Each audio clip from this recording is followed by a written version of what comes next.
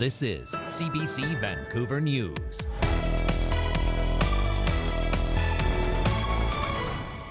It's a real loss, and hopefully they'll gather it back together. A massive blaze hits a well-known grocery store in Steveston. Fire crews say the building is lost. We're going to try and get through this, guys. Parents who lost a child threatened by internet predators speak out as BC rolls out stronger protections against online exploitation. Plus, do you miss your old school? Yes. A flood forces hundreds of students out of their classrooms in East Vancouver, but the community has stepped up to help. Good evening, I'm Dan Burritt. Thanks for joining us. A well-known grocery store that's been a staple in South Richmond for decades has been gutted by a massive fire tonight. The blaze at Super Grocer in Steveston started just after 5 this afternoon. The store opened in 1979. Dozens of Richmond firefighters showed up to battle it, but there was little they could do to stop the blaze as smoke poured out of the exits. It was the heavy smoke right down to the floor that was making or prohibiting entry from being possible. That it's an institution in the community of Richmond, a place that people have gone to for decades and decades, and it's a real loss. Staff and shoppers quickly fled the building when the fire was discovered, and there are no reports of any injuries, although at last check, firefighters weren't able to get inside for fears the roof will collapse. It's not yet clear what sparked the blaze. A BC family has a tearful message for kids. Please ask for help if you're in a vulnerable situation online. Their 12-year-old son died because he was the victim of sextortion. As Mira Baines reports, their plea comes as the BC government tries to do something about it. We're going to try and get through this, guys. A courageous moment for the parents of Carson Cleland, speaking out to warn others. He died in hospital after attempting suicide last October. He had shared intimate images online with someone posing as a girl his age. We held him in our arms until he took his last breath and passed away. We stand here today as two broken parents, trying to do everything to make sure this doesn't happen to another family, to another child, to another person. Carson had been threatened by internet predators who demanded gift cards and money. And if he didn't give them, they were going to share his pictures with anybody on his friends list. Carson panicked. Ryan Cleland spoke as the BC government prepares to roll out its Intimate Images Protection Act. People who have their intimate images posted online without their approval can go through a civil tribunal to have them taken down. We have the ability to block the distribution of this image. We have the ability to force that image to come down. If someone's threatening to send pictures of you around that you don't want sent around, we can stop that. There is a tool available. Under the Act, companies used to spread intimate images can be fined and victims can seek compensation. Minors can also make applications without an adult to have their images removed. But challenges remain. How do you go after them? So if they're in Turkey or Iceland or wherever, they're not subject to being held in front of court here in Canada. The message from Carson's parents is simple. Ask for help. Tell a parent, tell a friend, call the RCMP, reach out. BC wants to limit cell phone use during class time in schools next fall and bring in new legislation taking aim at social media platforms with addictive algorithms which pose safety risks to kids. Mira Baines, CBC News, Vancouver.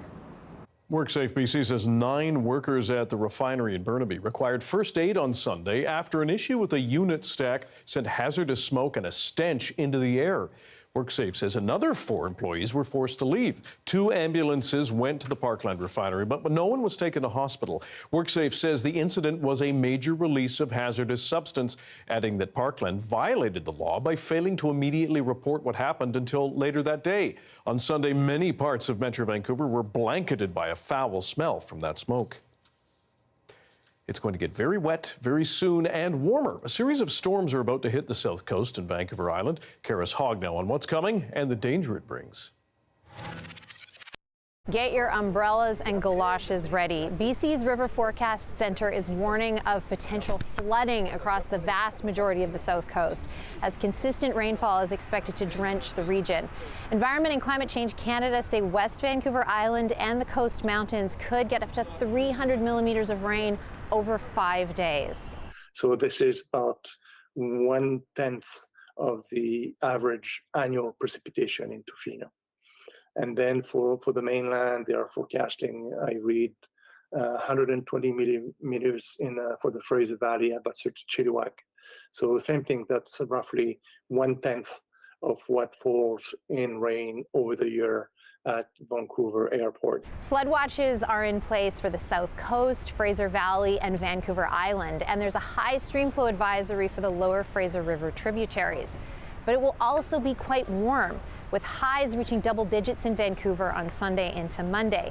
Freezing levels will be very high, meaning this precipitation will likely fall as rain on the mountains as well. Karis Hogg, CBC News, Vancouver. And Darius will have more in his full forecast later in the show. Langara College says an employee who made controversial remarks at an off-campus event in October no longer works there. Langara says in a statement the employee is gone following more recent activities that it said were, quote, contrary to the expectations laid out by the college. The school did not name the employee, but details in the statement do suggest it is Natalie Knight, she's on the left there, an instructor who praised the October 7th Hamas attack on Israel during a pro-Palestinian event. Langara said it investigated and the employee was allowed to return to work with the expectation they would adhere to school policies. The college did not give details on the employee's departure, only that they engaged in activities that did not meet their expectations around a safe and respectful learning environment. The Centre for Israel and Jewish Affairs said it was encouraged to hear of the departure. Students in Vancouver's Fraserview neighborhood are having to learn in new surroundings after their school flooded. But as Michelle Gomez shows us, they've received a huge lift from their community. Do you miss your old school? Yes. 400 students at Tecumseh Elementary are having to adjust to new classrooms after a pipe burst and flooded their school on the night of January 15th. It happened as Arctic air caused temperatures to plunge across BC, though exactly what caused the pipe to burst is still unclear. A feeling of loss because the school it's our community. It's hours and days and weeks and months and years of effort and care that has gone into that, and it defines part of part of who we are. For the community, it's like a very unfortunate event, especially for the kids. But I believe we thrive under pressure. The students have been moved to a temporary space in the South Hill Education Centre about 2 kilometers away. And it's a bit of a trek. It's a little bit of a walk. I mean, they can catch the buses now that they're not on strike, but there's some long waits, and it's a busy time of day to catch a bus. The Vancouver School Board says contractors are still assessing the damage at Tecumseh, and it will be at least a few months before students can return. Majority of the school does have water damage, and we don't know exactly how far the damages have reached the school, but we do know that they are significant. Some parents want more answers. I definitely like to know what their plans are, like timeline. I think more communication from VSB would definitely be appreciated. Principal Jessie Brown says the community has rallied around their school. We've had everyone from Langley donating. It's wonderful. They've received so many supplies, they've had to stop accepting donations. The outpouring of care and support from the community has been overwhelming. Everybody's asking how they can contribute. Brown says the students have shown resilience and are adjusting well to their new surroundings as they wait. This school is fine. Do you like it better than your old school, or do you miss your school? I miss the old school. And why? Why do you miss the old school? It's got 3 floors, and this one's only got 1. Michelle Gomez, CBC News, Vancouver. After the break, we'll hear from an Israeli woman in BC wrestling with what's going on in her homeland and the reactions of some of her community as the Israel-Hamas war grinds on. Stay with us.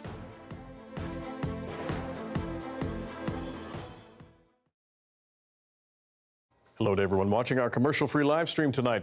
Scientists are still assessing the impact Fiona had on fossils and other cultural artifacts buried on PEI. That massive storm in September 2022 washed away a record amount of shoreline. And as Nancy Russell reports, in some places, the cliffs revealed new fossils. This fossil was discovered about a month ago on the shores of Hillsborough Bay on PEI's south shore. Not all fossils survive the wind and waves long enough to be spotted, and big storms like Fiona pose more problems. Where there are 5 very large boulders covered with trackways of reptiles from 290 million years ago.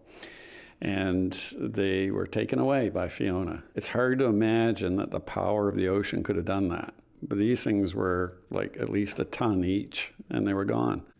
John Calder says there are also examples where coastal erosion has led to important discoveries. An incredible record has emerged, and especially since Fiona. But coastal erosion continues to reveal treasures from the past that have never been seen before. Provincial archaeologist Christian Thériault says coastal erosion has not been as helpful in his work, trying to preserve the island's cultural heritage. He says many historical sites are along shorelines. Fiona had a pretty big impact last year, like walking around the island. I could see a lot of known and unknown sites have been highly disturbed by the storm, putting at risk like a lot of knowledge to be disappeared if we didn't try to protect it. Christian Thériault is asking islanders to reach out to the archaeology department if they see something that could be significant. Well, after a big storm like Fiona, there was a lot of people contacting us because everything was being exposed everywhere around the island. John Calder says the good news is that PEI is becoming a hot spot for paleontology because of unique finds like this one revealed by waves on the beach. In that case, scientists got there in time. Every tide that was coming in and was covering it and washing bits of it away. But it would not have been there in another week or 2 weeks. It was just that brief an opportunity. The scientists say they will continue to study the impact of coastal erosion and the ebb and flow of discovery and loss. Nancy Russell, CBC News, Charlottetown.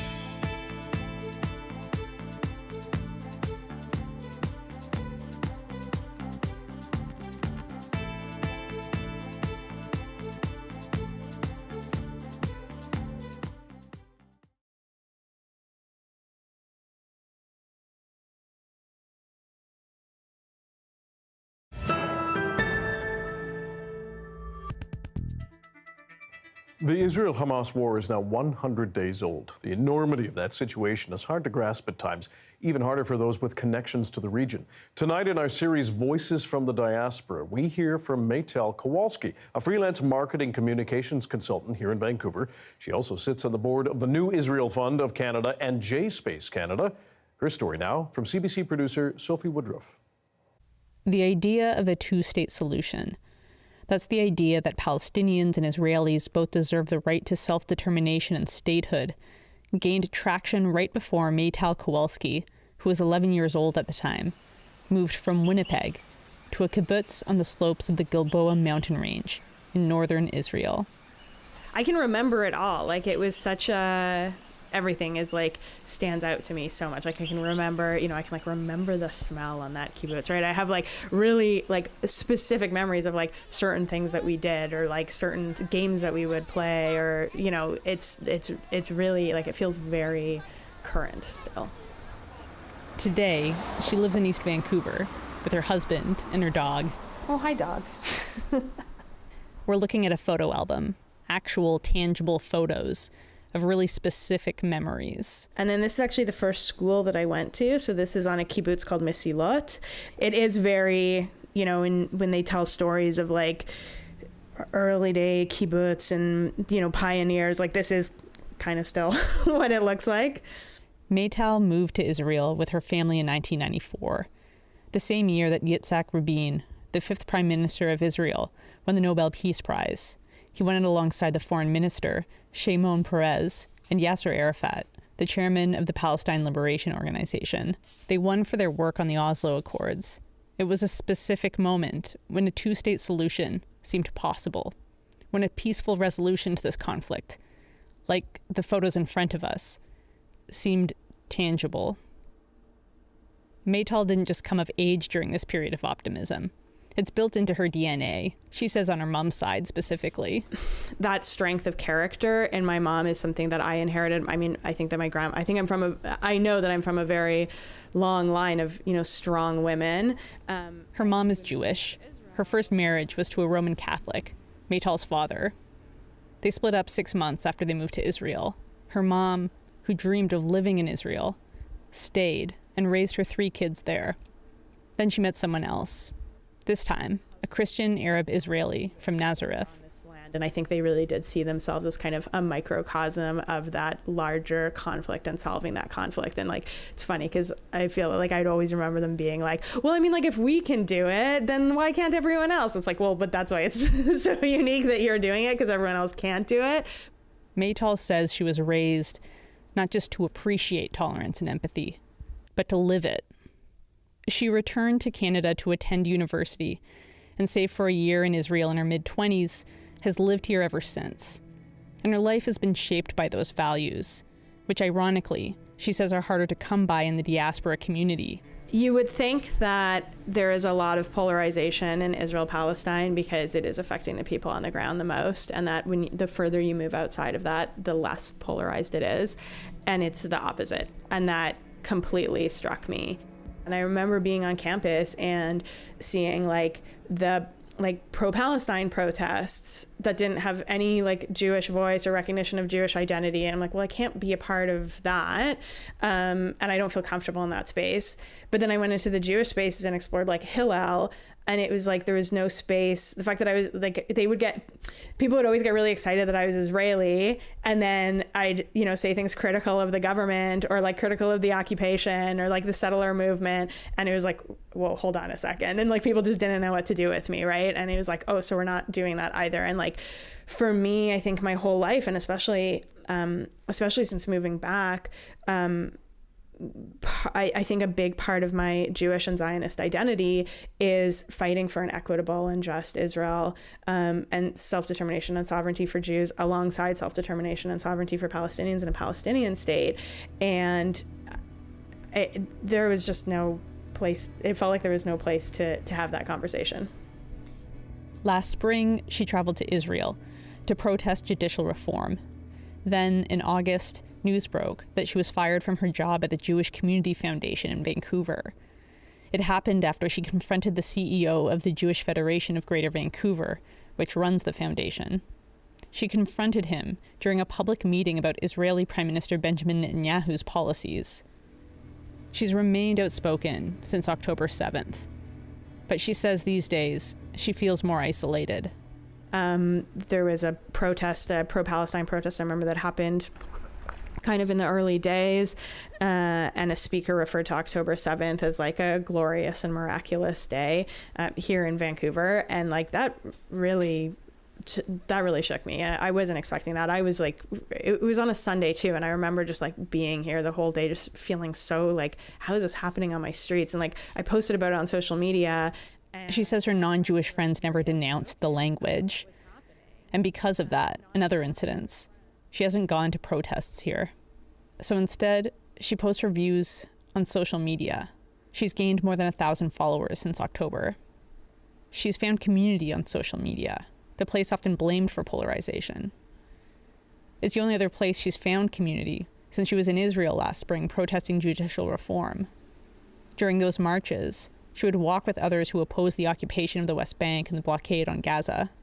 In those spaces, I felt that's where I was if we could do this in the diaspora in our respective communities, this would be it. This is the ticket, because, you know, no one was denying their Jewish identity. No one was denying, you know, Jewish and Zionist connection to the land of Israel. But, you know, there were Palestinians and Jews marching with Palestinian flags, and people are being so innovative and so creative about how they hold all these complexities of their Jewish identity and their Zionist identity and their pro-Palestine identity, and I saw that it could work.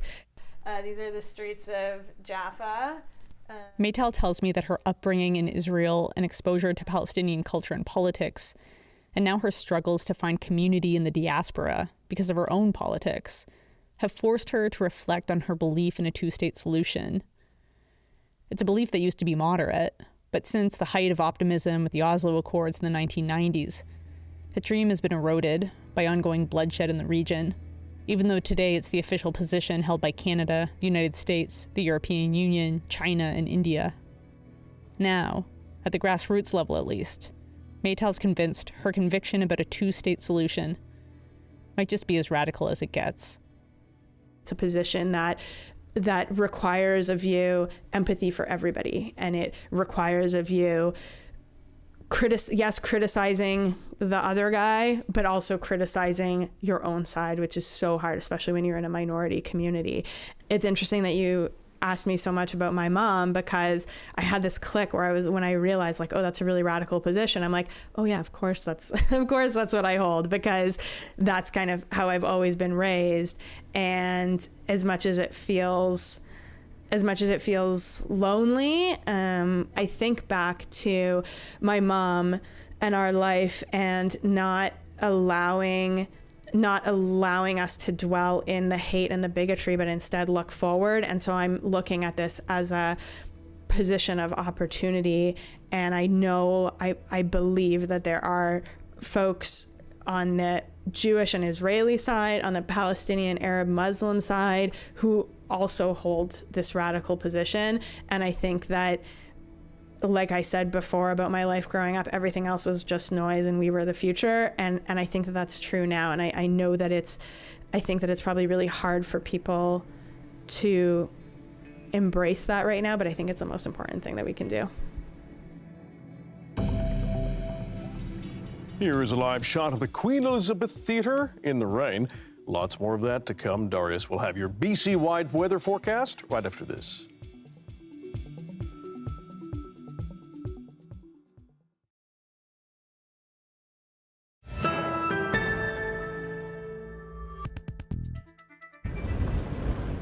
I'm at the Park Theatre here in London on the set of Kim's Convenience, that everyone, of course, knows as that successful Toronto Fringe stage play, which became a hit CBC series and ended up on Netflix finding a global audience. And now it's making its European premiere right here in the English capital. And this authentic set featuring all the classics, including Big Turk, O. Henry, Coffee Crisp, and of course, ketchup chips, which we do not have here in England, and certainly another Ontario convenience store staple, bagged milk, all 4 liters of it. Now, some of the fans that are coming to watch the show are Canadian. They're feeling homesick. Here's what they had to say. It was fantastic. It was very emotional, and I think it was so on point. It's something that I think applies to a lot of different cultures when you're a second generation. Yeah, I really loved it. Yeah, it was so funny. Had a little cry at some points. Yeah, I really liked it. Esther Jahn, who played Janet in the original production in Toronto, is directing this show, and she says this story has a special place in her heart. I think now that I'm older and that I now have a child, it just resonates so differently. It was about the story of immigrant children, but coming to the other side, seeing the whole world, and like I said, being a parent, I really so fully understand why Int said it was a love letter to his parents, because it has also taught me so much more understanding of where my parents came from, and also understanding, they're just human. So I think it's taught me to be a better parent, and it's also taught me to be a better daughter. This production, which still has a couple of weeks left in its run, is already a massive success. Again, it's nearly sold out. Abby Koalasan, CBC News, London.